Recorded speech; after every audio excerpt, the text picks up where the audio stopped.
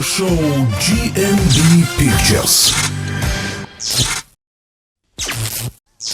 امروز ما صحبت نخستین خود را آغاز بخشیدیم. صحبت نخستین ما ماست در یوتیوب کانال ما صورت خواهد گرفت.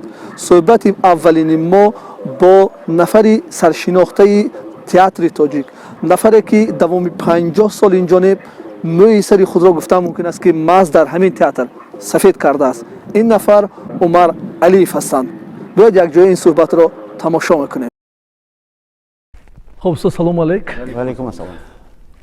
من وقتی که ترجمه حال شما رو مثلا نظر کردم، اصلا اگر درست کنیم عمر علیف رجبویویچ، ولی چی سبب شد که امروز اکثریت شما را نه عمر علیف بلکه عمر علیویچ گفته مراجعه؟ سلامت باشید. سبب در اون که سال 1977 وقتی که من بعد از خدمت ارمی آمدم، باز به همین تئاتر عزیز و تئاتر امروزه خواجه کمال خوجندی، همون وقته تئاتر به نام الکساندر سرگییچ پوشکین و حیث اکتور به کار باز آمدم بعد از خدمت حربی.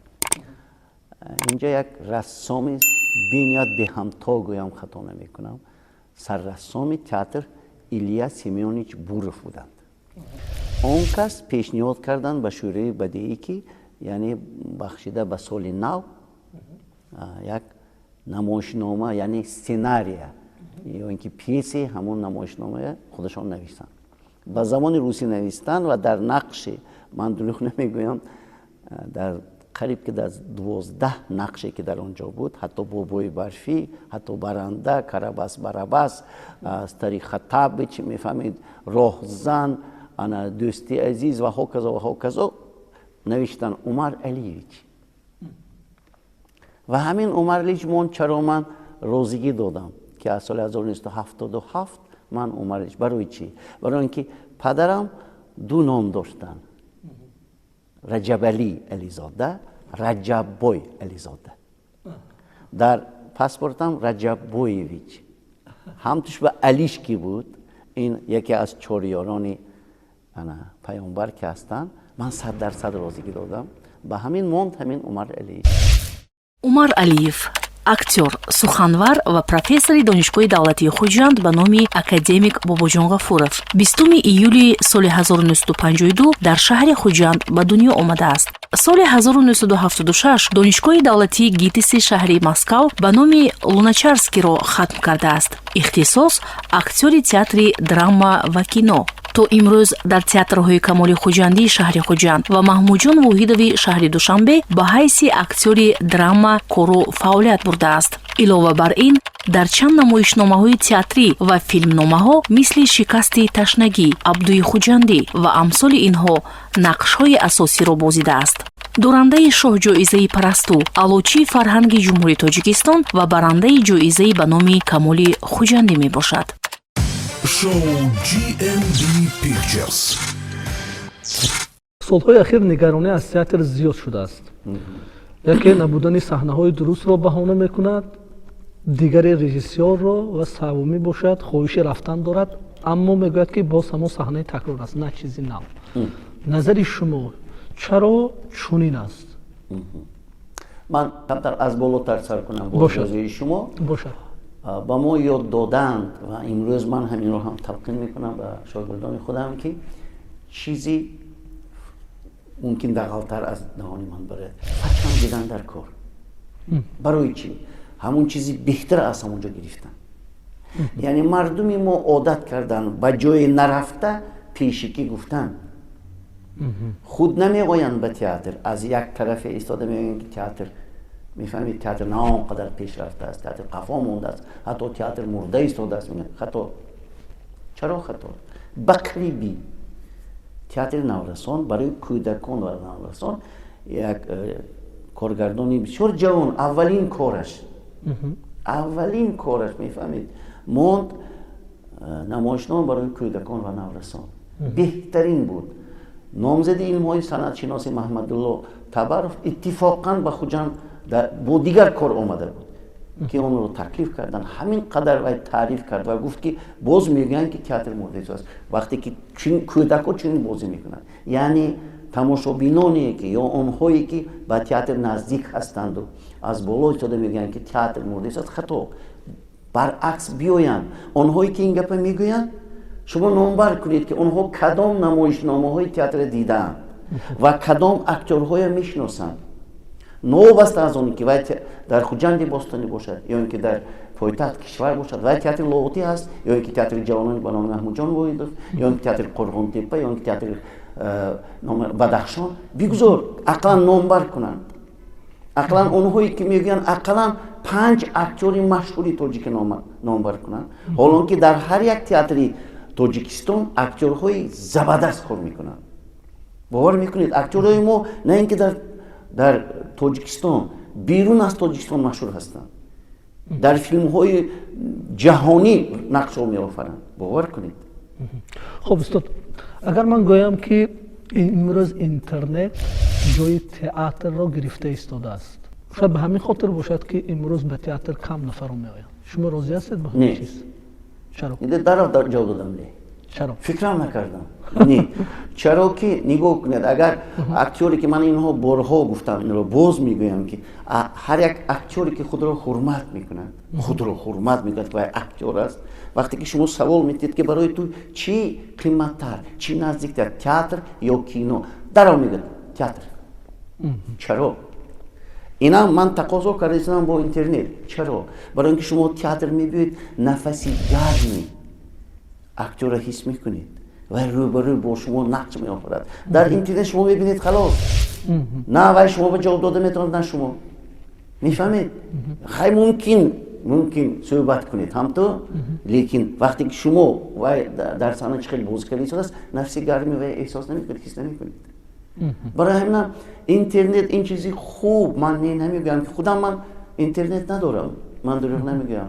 хонаи мо ба ҳама дорад, писарам, духтарҳом, ҳамсарам, лекин ман қатъи не. чаро? барои вай вақт дар кор. аз гуноҳи ман гузаранд онҳое ки бо интернет вобаста ҳастанд. ман беҳтараш ягон ғазали олиҷаноб, ягон шеъри олиҷаноб, ягон рубоӣ хонам, ягон ҳикояе хонам беҳтар. барои ҳаминам театр, аввал театр, баъд кино. барои ҳам таърихи театр аз асри 2 пеш аз милод. кино ҳамагӣ 125 сол шудааст. вале дар тасвиби кино, кинематограф 28 декабри соли 1895. вале дар кино машҳур шудан осонтар аст назар ба театр. боракалло. ҳатто мебахшед аз гуноҳи ман гузарида ки ман мисолҳои даври асри 20 мебарам. Ленин гуфтааст ки из всех искусств для нас важнейшим является кино. чива? барои ин ки масса. мефаҳмед, бо омма кор мекунед ва омма мебинад, даромадашам калон. барои ин маблағҳои калон вай ба сарф мешавад, маблағҳои калон ба актёрҳо шартнома мебандад. оё метавон ки боз солҳои наздик ё моҳҳои наздик курсиҳои театрро пур аз тамошобин дид? дӯстам, як чанд сол пеш ҳам камина ин гапро гуфта будам. то он замоне ки аз боғчаи бачагон ки масалан театри чист нафаҳмонанд, аз партае ки омада масалан толиб илм мебиёяд аз синфи якум оғоз то 11 мекунаду одат накунанд ки театр чӣ хел рафтан дар кор, чӣ хел сару либос пӯшидан дар кор, худро чӣ хел бурдан дар кор, ҳатто чӣ хел гӯш кардан дар кор барои сарф рафтан нафаҳмонанд. мебахшед, мумкин ман он қадар нағз нагуфта истода бошам, театр пеш намеравад. имрӯз пурсед рафта кадом донишҷӯ ё кадом корманди ҳатто давлатӣ бошад, муассисаи давлатӣ худ оилаша гирад гӯяд ки биё ҳамишаб мана ҳамин як спид намоишнома будааст, равем тамошо кунем. оё ҳамин хел ҳаст? ангушшумор ҳастанд? не ангушшумор. то он замоне ки рӯ ба ин тараф наоранд, театр пеш намеравад. театр ҳаддал имкон кӯшиш карда истодааст. донишгарии санъат актёрҳое мебарад. факултети санъати донишгоҳи давлати хуҷанд кафедраи санъати таҳсили маҳорати актёрӣ дорад ки актёрҳои мо тайёр мекунем. камина ман худам роҳбари курсҳои актёрӣ ҳастам. мефаҳмед, бачаҳо духтарои бениҳоят бо лаёқатманд ҳастанд. лекин агар мо ин корро накунем, мо шумо мефаҳмед, театр пеш нерод. Манам мо шумо агар ҳамин кора ҳар рӯза дар кори мо ҳамин кора агар талқин накунем театр пеш намеравад. Ман ба ин 100% боварии комил дорам. خب در مثال مبلغ چی گفتنی میتونید؟ آیا مبلغ نیست در رشد تئاتر رول میبازد یا نه؟ البته خب اگر البته باشد پس میگفتید که چقدر مبلغ لازم است که امروز تئاتر تاجیک رشد بکنه؟ اون تقریبا دوستان من یک چیز باید مثال آرم برای شما. اکتوری بسیار مشهوری گالیوود ممکن شما هم دانسته باشید ممکن خوانده باشید مک اسکوین بله میفهمید یک فیلم باید تکلیف میکنند و میگن که همین فیلم رو بازی کنید نقش اساسی بازی میکنید ما شما با 15 میلیون دلار میکنید برای یک بازی کرده یک نقش در فیلم یعنی پارتنری شما با شما بازی میکنن دویم نقش اساسی اکتریس مشهور ایتالیا سوفی لارن میفهمید بازی میکند انا باز شما 15% از درآمد میگیرید از درآمد فیلم و میگه که نه چرا برای که خودش حرمت میکند میگه که نه 35% درآمد میدید بعد من بازی میدم میگن که نه و سوفی لارن بازی میکند دیگر در مرحله امروزه مزدی مهنتی اکتورها اونقدر کفایه نیست چرا برای همین هم اکتورها مثلا در کلیج صنعت درس میدن از مهارت اکتوری از نطق صحنه میفهمید از تیاری صحنه در فاکولته صنعت درس میدن از حرکت صحنه جنگ صحنه نطق صحنه مهارت اکتوری میفهمید تاریخ تئاتر و برای اینکه از دیگر جای کمتر با مبلغ یابد و زندگیش نقصتر گذراند مبلغی که امروز هست البته من 100% باوری کامل دارم که حکومت جمهوری البته در مد نظرتون هست من به این باوری دارم روز از روز سال از سال برداشته ایستادن لیکن کفایت نمیکنه برای اینکه سال از سال روز از روز زندگی خیلی پوشیده نیست انا قیمت شده ایستاده است طلبات دیگر خیلی شده ایستاده است انا اکنون اینا اگر به نظر میگرفتم بسیار خوب بود و دوم مثالی که من میبینم یک شناسمون اومد سیر و گشت از دوبای بعد وقتی که صحبت کردیم اولین سوالی که من دادم شما آیا گفتم تئاتر رفته یک صحبت کردید با کارمندان تئاتر گفت که ها اکتوری که مثلا فاکولته اکتوری یا شعبه اکتوری خط میکند میدونید چقدر میخونده است 2.5 سال چرا 4 سال 2.5 سال فقط فنهای تخصصی یعنی اختصاص میخواند یعنی مهارت اکتور نطق صحنه حرکت صحنه جنگ صحنه رقص تاریخ تئاتر تمام دیگر فنهای نمیخونده و وقتی که تئاتر به کار می آمده است یک بار 60,000 دلار اگر کودک دور شود 9,000 دلار اگر زیاده از 10-12 سال کار کنند اگر 15,000 دلار یعنی قصه کوتاه اکتوری مشهوری که در آنجا عنوان نبوده است عنوان نیست اکتوری مشهور مثلا میگیرد 30,000 دلار دیرکتور تئاتر میگیرد 28,000 دلار خب پس در همینجا گویم که چون سخن درباره مبلغ که گفتید امروز هنرمندان تئاتر تاجیک چقدر مبلغ گیرند که به زندگیشان کفایه کنند و در تئاتر یعنی باز هم زیادتر کار کنند و اونا رشدیان از گناه من انا دولتداران حکومت از گناه من گذارم این عقیده خامی من است در مرحله امروز اقلا 2,500 سومون گیرن اقلا 2,500 سومون بعد ممکن یک زندگی هاشون نقصتر آزو چند میگیرن؟ آزو گیرن اکتوری که مثلا درجه اولی است ممکن 1,200 گیرن خب استاد امروز میگفتید که 3 مشکلی اساسی تئاتر تاجیک به نگاه شما چی است؟ کدام مشکلی ها دارد امروز؟ این پیش از همه کارگردان هایی که بینیششون بینیت وسیع باشد بینیشی امروزه داشته باشند و کسبیت آنها یعنی آنی که با تمام هستیش جوابگو باشد که در حقیقت کارگردان باشد جهان بینی و بینیت وسیع باشد دویم البته مبلغ گذاری تئاتر بی مبلغ گذاری دوره شوری و دتاتسه میگفتن که با تئاتر یاردم امروز هم هست نی هست، لیکن با اون درجه‌ای که دوره شوروی بود به فکر من اونقدر نی. سیم البته بسیار خوب میشد اگر نسبت به هنرمند که در دیگر دولت‌های خارجی هنرمند بسیار والا نگاه می‌دارند، بسیار مبلغی کافی می‌گیرد که وای دیگر جای فکر نمی‌کند از پگو تو بگو تئاتر و نگفته نماند که در مرحله امروزه در اروپا علل خصوص و در دیگر دولت‌های سابق اتفاق شوروی با اکتور شرطنامه می‌بندند برای 1 سال و مبلغش هم میگویند که چقدر مبلغ میگیرد. میفهمید اگر همین خیلی میشد و من باوری دارم که این آهسته آهسته در تاجیکستان هم میشود، این بسیار خوب میشد. ولی اکثر هنرمندان استاد نخست کارو در تئاتر شروع میکنند و پس آن کینو میروند. یعنی اگر گوییم که تئاتر یک اندازه نظری است و کینو عملی است.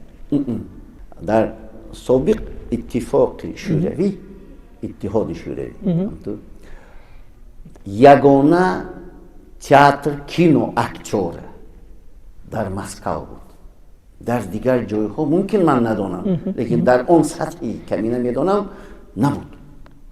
یعنی اکتوری که از کینو آزاد است و بنوار نمیگیرن به حضور آمده تئاتر با باز نقش بازی میکرد که یک زندگیش رو رود. میفهمید؟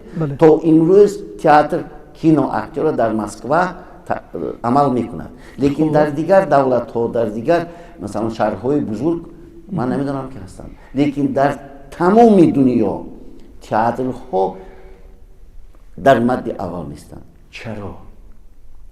باید کنیم خب اصلا از قدیم تئاتر برای شخصانی دارا، برای تئاتر رفتن تیاری میدن از پگاه. میفهمید؟ انا سر و لباسشون تیار میکردن، بسیار زیبا شده میرفتن، برای اینکه نفسی گرم، چه گفتم در باره نفسی گرمی اکتور اکتریسه حس میکنن. ممکن خودشون تئاتر این چه که میدونید شما آینه حیات خودشون میبینن ممکن بعضا. میفهمید؟ برای همینم برای آدم‌های دورو تئاتر لاسکالی مثلا که مشهورترین در جهان هست، قطار اولش $3000 بلیط است. قطار اول $3000. ممکن حاضر آنهایی که ما رو میبینن ممکن خندن به گپ‌های من، بله، لیکن فاکتور رقم است. یک شاگردم بسیار کارگردان امید بخش است، جوان، قربان بابا جانوف، میرود به ایتالیا برای سیر و گشت. اولین جایی که وی میرود تئاتر میرود که بلیط نیست بلیط. میگوید که این سپیکتاکل 1 سال پیش نیست، تولد زوری میکند. یک ایلوجی کرده میفهمد که وی کارگردان التماس €50 میخرد همون بالکن میگه باور کنید معلم سرمو بردارم اگر همون بالکن میزند €50 از همون بالا گرفته همون سپیکتاکل دیده است. این بهترین. من استغفرالله از گناه من گذارم تماشابینان، من واری کامل دارم که سالها میگذرند. البته تئاترهای تاجیکستان هم تئاترهای آسیایی هم همه خیلی خواهند شد. چرا؟ نگفته نماند که با پیشنهاد حکومت جمهوری تاجیکستان در مرکز جمهوری در شهر دوشنبه تئاتر ملی آمد راست کرده است. تئاتر ملی که شد علاقه و معرفگری تئاتر تاجیک در جهان می شود و این بهترین. میفهمید؟ و من 100% باوری کامل دارم که در اون تئاتر اکتور و اکتریس های بهترین، کارگردان های بهترینی تاجیک کار خواهند کرد. اگر شما رو تکلیف کنم میروید؟ البته بهترین. خب استاد، ما میدونیم که شما سالیان زیاد در تئاتر بودید، کار کردید و همچنین در فیلم نیز نقش آفرید. برای شخصا خود شما نقش آفریدن در کدام دشوارتر است، در تئاتر یا در کینو؟ دشوار با اون معنا که دشوار وقتی که تا شما میفهمید مشقت نکشید راحت نمیبینید. این عیان است به هممون همطور. یعنی وقتی که شما چی در فیلم چی در تئاتر نقشتون پیشکی تصور کرده نمیتونید، یعنی بینیش ندارید، بازی کردن بسیار مشکل. ما به همین یک فهمیش است، بینیش، ویدینی ویدینی. بله. تو اکتور بینیش نداشته باشد نقش بازی کردنش بسیار مشکل میشه در فیلم هم میفهمید؟ نگفتن نموند من فیلمی که آخران فیلمی که من بازی کردم سیرا رنگ بازی میکند نقش بسیار یک آدمی که مثلا بین خوشتکلم میفهمید اولی جناب همین خیلی لیکن یک وقتی میرسد که همون گوله همون یعنی پارتنرش باید کرد میموند میفهمید؟ یعنی شما باید نقشتان رو باید تصور کردید این خیلی آدم ها بین ما بینید بسیار یعنی از اکتور وابسته اکتوری که مثلا فکر رانده نمیتواند در صحنه و نقش بازی کردن برای وی بسیار مشکل میشه. خیلی خوب. خب چون شما گفتید در مثال آن که اگر در تئاتری که نو شده میشه در دوشنبه شما دعوت نمیروید، ولی من خاطرسان میکنم که یک زمان با شما صحبت اختصاصی داشتیم در مثال آن که شما را زمان در کشور بلاروس دعوت کردم اما شما رد کرده. درست. میپرسیدنی بودم که سبب رد کردن شما آیا امروز پشیمان نیستید؟ باید گویم که نه. چرا؟ چرا میگویم؟ بعد از ختمی اسپرانتوری ایجادی ما میگوییم. انا اسپرانتوری ایجادی ختم کردم سال 1986 اولی ماه ینور ختم کرده اومدم.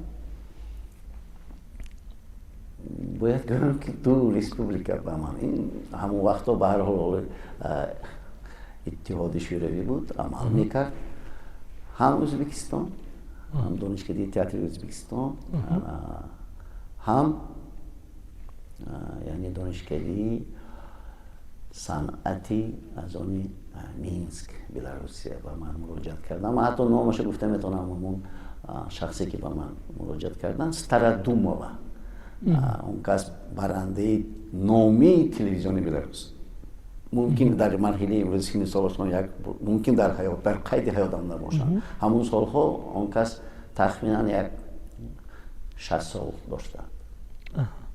از اون روزی که مثلا کمینه ختم کردم من دانشگاه و یا اسپرانتوری ایجادیه مثلا اگر 86 باشد اگر یعنی 33 سال شده است. میفهمید؟ انا همون کس من تکلیف کردن. چرا؟ کمینه اعضای لابراتوری عمومی اتفاقی مهارت اکتوری و نطق صحنه بودم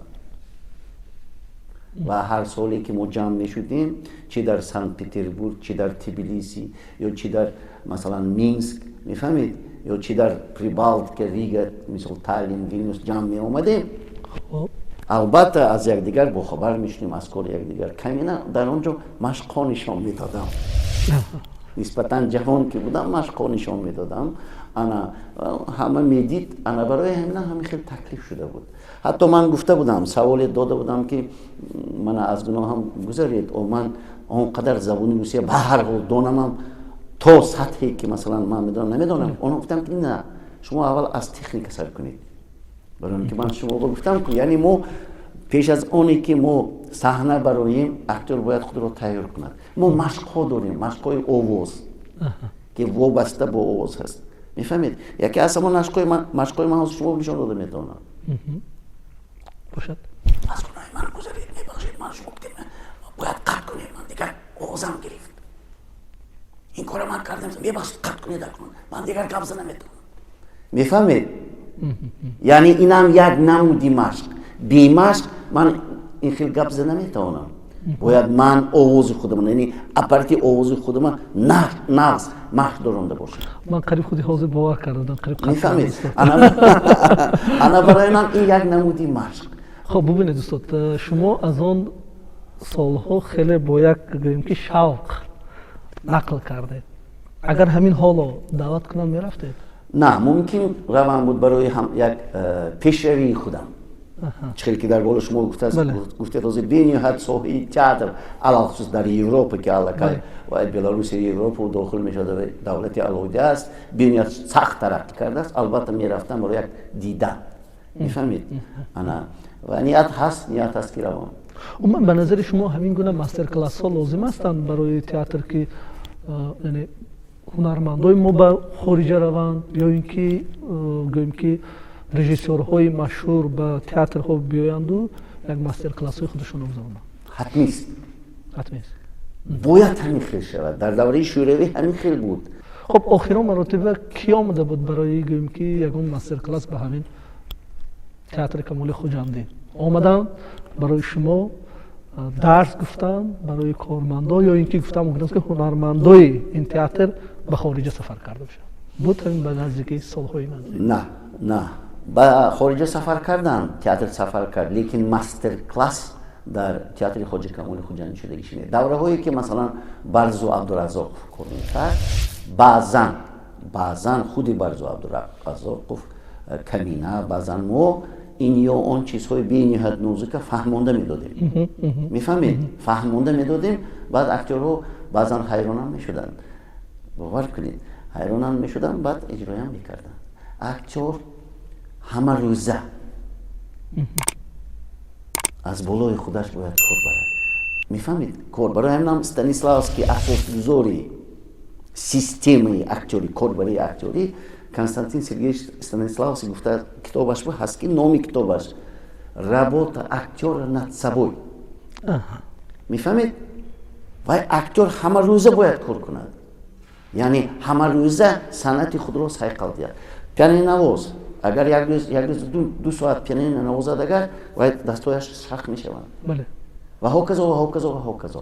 соҳаи мо ҳам ҳамин хел. хоб дар бораи Барзу ки гуфтед пурсида будам ки шумо ҳам замоне ки он нафар дар инҷо коргардони театр буданд, ман манзурам театри Камоли Хуҷандӣ, шумо низ кору фаъолият мекардед. шумо фикр намекунед ки мисли Барзу бар ин нафарон имрӯз дармон намерасанд? ҳар як коргардон мақоми худро дорад. ман ҳеҷ гоҳ намехоҳам ки Барзуя бо ин ё он коргардон муқоиса кунам. вай биниши худро дорад. биниши худ. ба замми ин санъаткор алахусус корманди театр ба сиёсат на он қадар дахолатмандӣ кунад. вай санъаткор. шумо гуфтани ҳастед ки он кас ба сиёсат дахолат карданд? умуман гуфтам, дар маҷмӯъ умуман ҳастанд коргардонҳои бисёр номӣ дар ҷумҳурии мо ки ҳатто актёр ҳастанд, лекин коргардони бисёр номӣ. ба мисоли Қурбони Собир ҳам вай актёри бисёр номӣ, ҳам коргардони бисёр олиҷаноб ки намоишномаи вай бисёр сатҳи воло меистанд. ана ногуфта намонад Султон Усмонов ки дар марҳилаи имрӯза саркоргардони театри овозадори Абулқосим Лоҳутӣ мебошад. дар фестивал озмуни театрҳои Каспӣ Парасту 2019 гирифтан 4 ҷоиза бо намоишномаи Фирдавсӣ. мефаҳмед? яъне ман намегӯям ки масалан ана бениҳоят коргардони номе, лекин вай тавонистааст бо актёрони машҳури ин театр як намоишнома бо диди нав пешниҳод кардам. то ин дам театри Лоҳутӣ ҳамин як 4 соли охир гӯям, хато намекунам, ҷойҳои намоён нагирифтааст. бо омади ҳамон коргардон гирифт. яъне ман чӣ гуфтанӣ? яъне ҳар як коргардон ва ҳар як театр мақоми худро дорад. яъне ман боз гуфтанӣ ки масалан Барзуя ман намехоҳам ки бо ин ё он коргардон муқоиса кунам. вай диди худро дорад, дигар коргардон диди худро дорад. масалан дар марҳилаи имрӯза саркоргардони мо Сӯроб Шейхов вай диди худро дорад. вай нисбатан аз ҳар ин коргардонҳо ҷавонтар аст. аммо бинед ки диди он нафар, яъне биниши худи Барзу Абдураззоқов барои кишвари дигар хидмат карда истодааст, на ба мо. аммо хуб набуд ки масалан он нафар дар инҷа масалан диди худашона матраҳ кунанд? як чиза инҷа бояд ҳатман гӯем ҳардумо. яъне ҳама корҳои Барзу олиҷаноб набуданд ки вай берун аз кишвари мо ин ё он намоишнома мондааст. мисол ҳамаш воло на. яъне дар касби мо бо терминологияи русия мегӯем провал спектакле мегӯем мо. тамом вай баргузор нагирд. ин хел намоишномаҳош ҳам буд. барзоя. Мефаҳмед? барои ҳамин мо намегӯем ки ҳама намоишномаҳое ки вай мондааст олиҷаноб. На. акнун биёед ман он қадар сахт дар ин бора гап назанам. ман биниҳоят маҳорати барзо абдуразоқова умуман худи барзо абдуразоқ ҳурмату эҳтиром мекунам. бигзор акнун ҳаволаша худаш бимонӣ. вай корҳои шоиста карда истодааст. мефаҳмед? корҳои шоиста карда истодааст. намоишномаҳои олиҷанобам монда истодааст.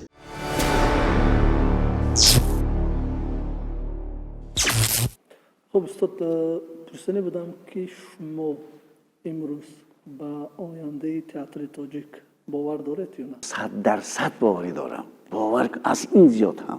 چرا؟ برای اون که تئاتر این آینه حیات در بالا گفته گذاشتیم که برای اون که اگر شما خودتون آمده از تئاتر آمده خودتون ببینید، طرز حیات خودتون ببینید، اگر من باوری کامل دارم که کمی اقلا یک 10-15% دیگر خیلی شده میروید. اکنون نگویم با گفتی یک دوستم گوگویا کم میگوید این انا یک جمله خودم است. وقتی که ما پیرهی زندگی ماندیم از روی اثر سلطان سفر به همین صحنه تئاتر خواجه کمال خوجندی که در تهیه کمی نبود، تخمینا یک 10-12 نفر دخترکو بعد از تمام شدن نمایشنامه نرفتند. اتفاقا من سیرکور که هستم خدا با شکر من تیستر رفتم. بعد پگاه به من گفتن که چی با رفتید؟ یک 2-3 نفر دختر رو همین قدر سخت گریه کردیم که چی با حیاتی من نشان دادم.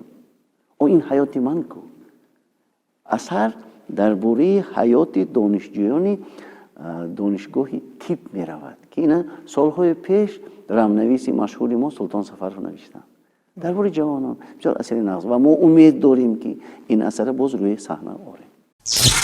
خب استاد ما میدونیم که شما در کشوری زمان در کشوری آلمان نیست خدمتی حربی ادا کردید. خب دوام چند سال در اونجا خدمت کردید و در کدام جبهه بسیارتر بودید؟ آیا در اونجا نیست یگان نمایشنامه تئاتری هم در اونجا جای داشت یا نه؟ میدانید من گفتم که وقتی که شما کسبتان بسیار دوست میدارید، کسبتان حرمت میکنید، از گناه من تماشا به نام گذارم خدای تعالی هم شما به یاردم میکند. میفهمید؟ من سال 1976 از همین تئاتر، از تئاتر امروز خواجه کمال خوجندی و صفی قوه های مسلحی سابق اتحاد شوروی رفتم. اول ما رفتیم دوشنبه، ما تیار کردن تخمینا 1-2 هفته 3 هفته در اونجا در آسایشگاهی چایکا نام داشت. ما تیار کردن، فرماهای پوشوندن اونجا. ما بعد بردن به مسکو با ما صحبت کردن. بعد ما پریدیم به تمپلین، همین شهر. از اونجا رفتیم به یک دیگر شهری چی مایده. قصه کوتاه ما رو آوردم به لوترشتات ویتنبرگ. این شهری که بی‌نهایت تازه. من در عمرم این خیلی تازگی رو ندیدم و به فکرم نمیبینم. شما تصور کرد نمیتوانید که من وقتی که دیدم باور نکردم حتی که شهروندان همون شهر وقتی که تیرماه می شود، خزان می ریزد و اولی بهار می شود و وقتی برگا می برایند و کمتر چنگ می زند، همون چنگ برگش تازه می کنند. هر یک برگ عقلی آدم نمی گیرد، همین قدر تازه که در اونجا در مد اول نیست. می فهمید؟ و خلقش بی نهایت خلقی خیرخواه، نوبسته از آنی که اونها در جنگ بزرگی وطنی همین کارهای ناشایسته کردن، نوبسته از آن بسیار خلقش بسیار خلقی خیرخواه، وفادار، بسیار تازه. و در لوترشتات ویتنبرگ باید گویم که این بسیار شهری آوازه‌دار و ناگفته نماند که گیتلر در اونجا اولین عنوانش گرفتگی، رتبه حربیشه یفریتر شدگی که به اکنون نظارتچی‌های گردات یا خودش به حضور میگشتگی و شهر یگانه شهری در گرمانیا این تاریخش هم میدم برای اینکه ما با نقد کرده بودم. من در حاضرم من کنجکاو با معنای نغز این سخن کوشش میکنم بسیارتر خواندن بسیارتر دانستم. دوره جوانی من همین خیلی بود و ناگفته نماند که در آنجا هم من 2 نمایشنامه موندم با کارمندانی که در همون پولکی ما کار میکردن، با افسران و سربازانی که در آنجا کار فعالیت میبردن. من 2 چیز موندم. یکی «Боевое сердце» از روی درامنویس کوزنیتسوف، «Боевое сердце». دومین موندم نمایش سالی نوی. میفهمید که وای یک چند پولک‌ها نشون دادیم، یک چند شهرها برافته نشون دادیم. علال خصوص نمایشنامه «Боевое сердце». حتی یک مایور بازی میکرد در همون نمایشنامه. خب گفتم ممکن است که چی حادثاتی بوده است که ما پیشتر قبلا شما رو در رابطه مایوری میدیدیم، بعدتر حالا در دست عصا دارید. این شاید به همون خدمت حربی شما دخل دارد؟ نه جمشید جان، باید گویم که هر یگان کس پیشکی نمیداند که پگاه یا اینکه بعد از 1 ساعت چی واقع با رخ میدهد. سال 2002 بازم برزبه برمیگردیم در آبیجان نظرف سابق، یعنی سروری همین تئاتر خواجه کمال خوجند، دیرکتور همین تئاتر. انا اون کسی میگم 100% که شاگردی من با اون کس فخر میکنم. البته در مرحله امروزه هنرپیشه شایسته جمهوری تاجیکستان، جانشینی اولی وزیر فرهنگ جمهوری تاجیکستان، بسیار کارهای شایسته کرده. ان شاء الله باز خواهد کرد. انا اون کس دعوت کردن منو که معلم به شما نمیشود، بیایید هم باعث اکتور کار کنید و هم مدیر قسم ادبی شوید. همین طور هم شد. بعد برزو هم شد التماس کرد. خیلی من برای همین تئاتر کار میکنم. در مرحله امروزه در فاکولته صنعتی دانشگاه دولتی خوجند از 3 فن درس میدم: مهارت اکتور، نطق صحنه، تاریخ کینو. قصه کوتاه اومدم نزدیک، بینمون جدا هم نزدیک. قصه کوتاه اومدم کار سر کردیم و برزو عزم کرد که همین یک پیسه بسیار آوازه‌دار چخیل که در بالا گفتم زن باتیس پوکلین دی مولیر، یعنی نیرنگ‌های سکپینه به صحنه بیارد، لیکن با دیدی تاجیکانه. ما هم خیلی مصلحت کردیم 3 نفر. بعد التماس کرده گفت که عمر علی شما شما ترجمه کنید لهجه خوجندی کدی. میفهمید؟ ادبی نیور لهجه خوجندی که من گفتم چشم. اون شد عبدوی خوجندی. نیرنگ‌های عبدوی خوجندی شد.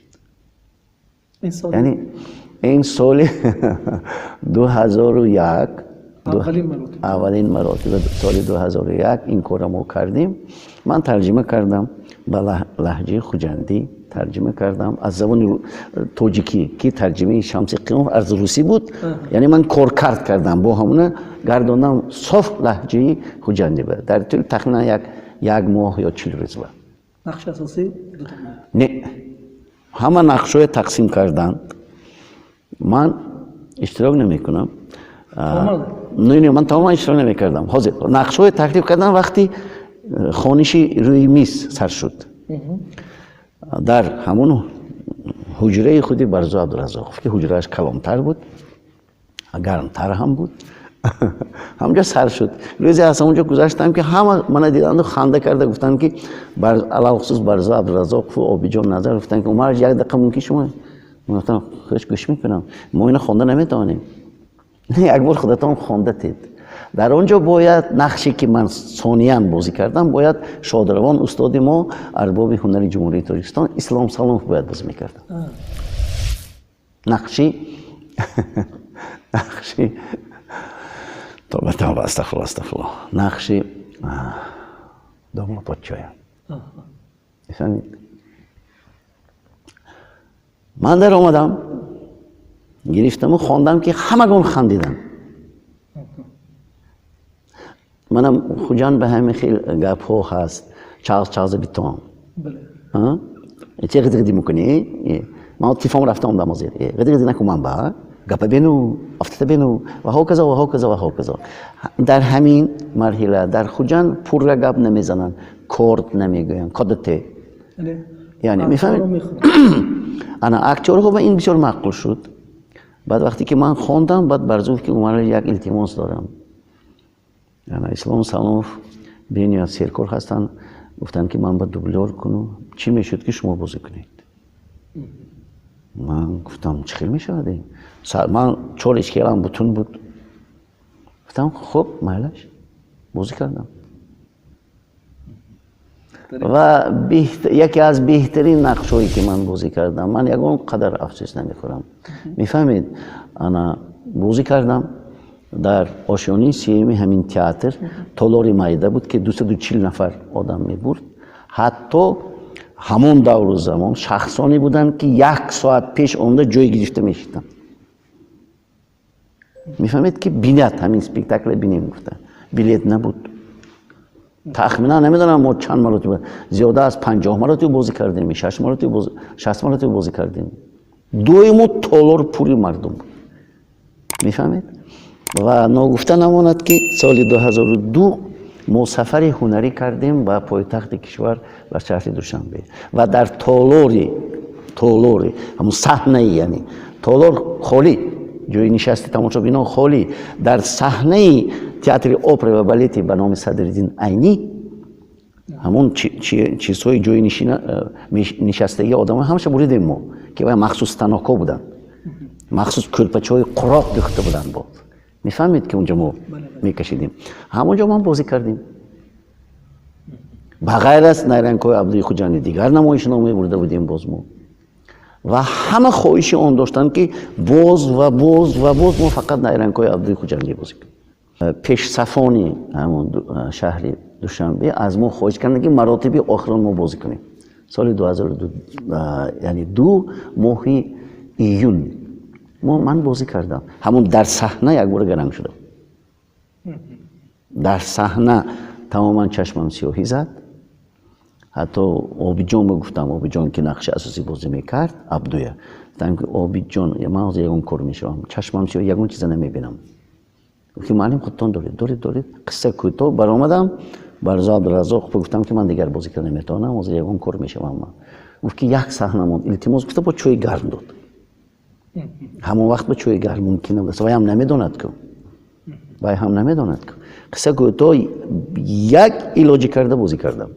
صحنه آخرانه برآمدم، انا مخلصان بینیاد بسیار بودن و همین ایستادیم یکون قصه نمیبینم. حالتم بسیار وزنی. قصه کوتاه پگاه از خواب خستم، دستوری میشویم گفتم که از بین پنجه ها آب رفت، نمیتونم دستم برداشت پنجه ها. از همون روز اعتباراً تمام آستا تمامی وجودم از کار برآمد. حتی به من پیشنهاد کردن که من دوشنبه مونم معالجه کنم. گفتم نه، چیکاری که شود خوجند بشود. با پویزد آمدیم، از پویزد من 4 نفر فراوردن برداشته. 14 ایونی سال 2002. از همون روز من بیمار بودم. بعد از 4 ماه باید کار میبودم، کارو برآمدگی منی معیوب شدم و یک دوست عزیزم باید گویم که به من یک ایسا خوجه پریس سیکرتری همون وقت پرکروری ولایت بودم. اون کس همسرشون شاگردی من که بود سیاده خان ترسونه. اون کس آمده و من دیده باور نکردم و پگاهی بعد از 2 روز همین یک ارباچه مایوه آدن که من این بشتش موی بیرون برارم، برای اینکه یگون چیلی دستم کار نمیکرد، فقط سرم طرف راست میرفت میایستاد تمام. لیکن همون وقت بهم داشتم استغفرالله خدا با شکر وقتی که دیدار بینی آمدن سابق رکتری هم دانشگاه دولتی خوجند سلیموف ناصر جانی سفر دیدار بینی آمدن، گفتن که یکون خدمت کنم به شما. گفتم که ها، گفتم که چشم چیکار کنم؟ رخصت درسی هم گفتم. باور کنید این یکون بالا بنده. همون در خانه‌چه‌ای که من دارم 3 سال همونجا در همون حالتی که داشتم درس گذاشتم. از مهارت اکتوری، از نطق صحنه درگذشتم. در 1 هفته 5 روزهای شنبه یک شنبه و شاگردانی که همون وقت шогирдон буданд, ҳамагон бо ҳамроҳи ман буданд. қариб ки шабу рӯзгам хато намекунам, 9 нафар. яке аз онҳо Саёдат Русунова, дуюмин Қурбон Бобоҷонов ва дигарҳо. мефаҳмед ки соат ки меистоданд бо ман машқ мекарданд. Ман худам мегуфтам фалон кор кунед, ин хел кор кунед, бо ман ин хел машқ кунед. дар тӯли 3 сол ва рӯзе шуд ки ман ба роҳ даромадам ва бо туфайли ҳамон Исоқхоҷа, ҳамсари Саёдахон Турсунова, ман аробачадор шудам. Оҳиста оҳиста аввал мана гирифта мегаштанд бо аробача, машқҳое ки мекардем, оҳиста оҳиста ман ҳамон аробачаи меқапида шудам. дар марҳилаи имрӯза дар ин ҷойҳои ҳамвор асокти мегардам. театр нақш бозӣ мекунам, бо асо бозӣ мекунам. баъд аз беморӣ шудам, ман нақши беҳтарин бозӣ кардам, шикасти ташнагӣ. гарпагасли гапро наметонад. тақдиргоҳҳо чизе пешниҳод мекунад ки аз он чашм хира мегардад ва ақл коста. хуш, осмонпар чӣ бояд кард? бо барқарор кардем мо найрангҳои Абдуи Хуҷандӣ, барқарор кардем дар таҳии Қурбон Бобоҷонов. ман боз ҳамон нақшамо бозӣ кардам, фақат бо асо. як муддат дар театри Камоли Хуҷандӣ нақши Абдуи Хуҷандиро Муқим Абдулфаттоев дора карда, раҳбари театри Студияи Хамдин Камол. он кас бозӣ карданд. чӣ гуна арзёбӣ мекунед он нақша? яъне манзурам ба хотир он ки охирон саҳнае ки масалан шахсан ман дида будам дар ҳамин театри Камоли Хуҷандӣ, нақши асосиро ҳамон нафар бозӣ карданд. яъне баъди дуруст ахирон ҳамон буд. дуруст. яъне фарқият чӣ гуна аст? фарқият дар он ки албатта аз гумони ман Муқимҷон Абдулфаттоев гузаранд, албатта Обидҷон аз замин то осмон фарқ. чӣ барои чӣ? як давру замон, муфассалтар гӯям ман каме, як давру замон мо бо Муқимҷон Абдулфаттоев як суҳбатҳои нағз доштем, баҳзу мунозираҳои эҷодӣ мекардем. ман ба он кас гуфтам ки Муқимҷон, вақте ки шумо ба саҳнаи касбӣ омада, нақши касбӣ аз нуқтаи назари касбӣ ҳамчун актёр бозӣ мекунед, сони мефаҳмед дар саҳна актёр чӣ хел. он кас ҳеҷ намефаҳмед чӣ хел. баъзе актёрро бинед инқадар нағз бозӣ не мегуфтам. ҳамин хел ҳам шуд. вақте ки дар саҳна Қурбон Бобоҷонов як намоишномаи монду ба ҳайси актёр таклиф кард он каса, яке аз нақшҳои асосӣ. ман гуфтам ки ана бозӣ мекунед, лекин бед мардона рафтор кунем. баъд худатон мама мегӯед фарқияташа.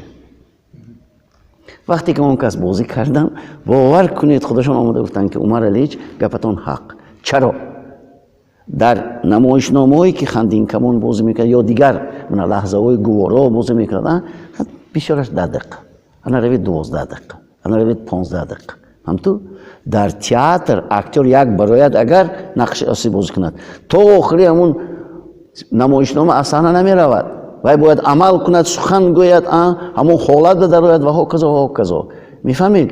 баъзе вақти тобистон шипшивер арақ мекунад, вай тамоми ҳамун костюме ки вай мепӯшонад арақ мекунад, тар мешавад. вақте ки Муқимҷон бозӣ кард, ки ман фаҳмидам, маълим бовар ки дурӯғ намегӯям. ва ҳамин хел ҳам шуд ки маротиби дуюм вақте ки мо найрангҳои Абдуи Хуҷандӣ ба саҳна мондем, Қурбон Бобоҷонов муроҷиат кард ман ки ман аллака асо ба даст будам, бо аробача мегаштам, ки маълим бозӣ мекард, ман гуфтам бозӣ мекунам. ва ҳамин хел ҳам шуд. бозӣ кардам бо Муқимҷон Абдулфаттоев. اما وای نامش چی بود؟ خیچنش با چند تنگه میگود؟ همین 200 تنگه چیزیه؟ 200 تنگه 200 تنگه بلش من میتیم بهتر از سویت بازی میکنم گفتم سویت بازی میکنم فقط دیمی تمام خوجه اینجا شما چی گفته چی من نفهمیدم شما سویت بازی میکنم گفتم سویت بازی میکنم تمام و سلام. мефаҳмед он сатҳе ки масалан давраи Барзу буду, мисол давраи Обидҷон Назаров буд, албатта вай сатҳ нест, лекин ба ҳар ҳол мо бозӣ кардем ки ба тамошобин бисёр мақбул шуд. хоб устод кӯтоҳ се саҳнаи маъруфи театре ки тавсия метед барои тамошо кардан? саломат бошед. مثلا در مرحله امروزه اگر در تئاتر خواجه کمال خوجندی گوییم اگر من توصیه میدادم که دو نمایشنامه یکم این قلبی زن در تهیه قربون باباجانوف که اکثریت تماشابینانی که امروز من میشنوند من 100% باوری کامل دارم که میگن که درست برای اینکه نمایشنامه بسیار خوب برآمده بود. دویم به قریبی سرکارگردان تئاتر خواجه کمال خوجندی سهراب شیخوف موند SMS که پیامک به قریبی نخست نمایشش شد بسیار آمده میدن. یک چیزی است که مثلا حیاتی زمینی اویلوی با اویله ها با کلین ها آمده میدن بسیار خوب میشد. گرچندی که واقعا در یعنی اویله روس میگذرد میفهمید در روسیه میگذرد لیکن با ما بسیار نزدیک. البته به زبان تاجیکی ما بازی میکنیم. آمده بینن بسیار خوب بود. این یک مسحکه ای که هر یک اویله بشدنش ممکن. سیومین نمایشنامه من پیشنهاد میکردم در تئاتر یعنی نورسان و جوانان به نام عادل جان نظرف پاره دلی مادر که در فستیوال آزمون تئاترهای کسبی پرستو 2019 جای بسیار نقش جای سیوم میگرفت. باید اقلا جای یکم میگرفت و ارزنده هم بود. میفهمید میدیدند که یک جهانی نو میگیرند. در آخر برنامه ما یک بخشی 3 در 1 است. من برای شما 3 سوال میدم. شما از 3 سوال یکی را انتخاب میکنید و جواب میدید. خب قبول. خب سوال اولی چنین است: اگر شما وزیر فرهنگ جمهوری تاجیکستان میشدید کار را از چی آغاز مینمودید؟ یکم سوال. سوال دو: اگر شما از نو به دنیا آیید چی را تغییر دادن میخواستید؟ و سوال سوم: اگر همین حالا یک جامدان مبلغ یابید چی کار میکردید؟ کدام رو انتخاب کنید؟ من میتونم هر 3 سوال هم جواب داد توانم لیکن من البته دویمش میگیرم. یعنی اگر من اصلا نو خدای تعالی فرماید و به این دنیا می آمدم آن راهی که طی کردم آن راهی که پیشی کاری خود کردم حتی به آن زنی که خانه‌دار شدم فرزندای نکونام دارم در این مرحله نبیره ها دارم حتما 100% تکرار میکردم نوابسته از آنی که من در این مرحله امروز هستم بگذار باز بیمار شوم لیکن از همین کسبم نروم از همین جاده هنری که خدای تعالی به من فرموده است نروم. چرا؟ من فخر میکنم 100% که در همین جاده کار و فعالیت میبرم. در حقیقت بیگم بالا بندی فخر میکنم که شاگردان بی نهایت وفادار دارم. باور کنید. چرا؟ برای اینکه بینیت حیاتی نغز بودم. من چیزهایی که من در این حیات دیدم در ساحه صنعت میگم ممکن بعضی ها حتی نزدیک نرفته باشند. میفهمید؟ مثلا من تئاتر فرانسه دیدم کمدی دی نوکتورکی و تمام مسکو آرزو میکرد برام در آمدن. من 4 سپیکتاکل دیدم. میفهمید؟ این برای من عالی جناب. با اکتورهای مشهوری مثلا تئاترهای اتفاق شوروی همکاری کردم با استادان معروف.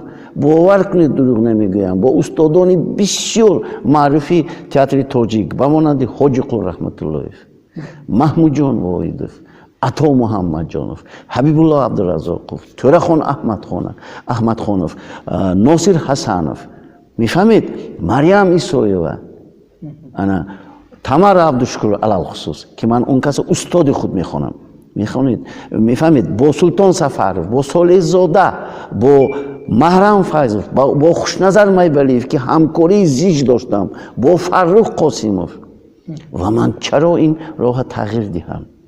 من فخر میکنم و آرزوی اون رو دارم که هر یکی فردی که در خوجند باستانی ما در جمهوری تاجیکستان در ولایت استقامت میکند من خواهانی آنم که همین خیلی شاگردهای وفادار داشته باشه. شاگردایی که به قدر استاد به قدر نیکی به ҳунар расад ва расида бошад. ман бовар кунед, ман баъзан сахт ҷанг мекунам шогирдои худам, лекин бисёр дӯст медорам. шавад ки агар ягон нафаре дар бораи шогирди ман ягон сухани носазо гӯяд, тамоми вуҷудам ҳимоя мекунам. бо шумо умар алиевич будам. ташаккури зиёд. саломат бошед.